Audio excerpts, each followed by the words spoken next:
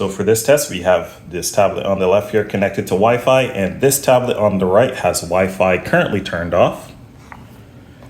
As you can see right there, the Wi-Fi is currently turned off, but it is getting internet connection via Bluetooth. So let's see how fast it is. Let's go ahead and do run speed test over here, run speed test over here.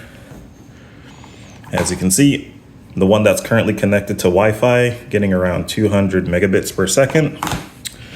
And this one, unfortunately here connected via Bluetooth, well, it's not doing so good.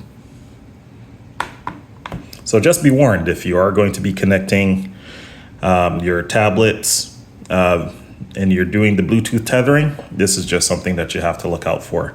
So final speed here, we have 205 megabits per second down, 93 upload. And then over here, we have 1.1 down and 0.93 up. So that's a nice test for you.